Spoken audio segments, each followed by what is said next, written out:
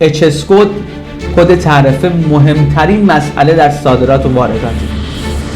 بی‌توجهی بهش موجب میشه گمرک از 10 تا 50% و بعضاً تا 100% ارزش کالا جریمه کنه. یادتون باشه بیمه باربری با بیمه متصدیان حمل و نقل زمین تا آسمون فرق میکنه.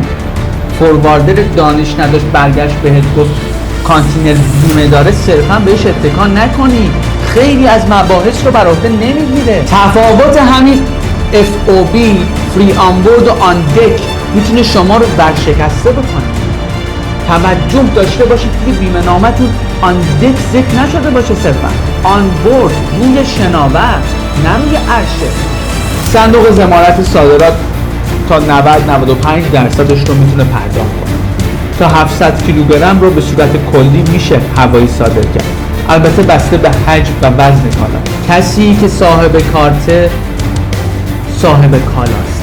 وقتی کالات رو در اختیار کسی دیگری میذاری، در اختیار کارت اجاره‌ای میذاری، نمیتونی بیمش کنی. از نظر گمرک ایران تو صاحب کالا نیستی. مگه همین چند وقت پیش نبود مرز لطف‌آباد 40 تا کانتینر پشت مرز موندن؟ چرا؟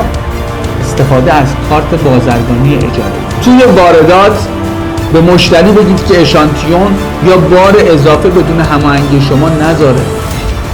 108 تا پلاستیک اضافه رو اشانتیون توی بار ما گذاشتن، به ما نگفتن.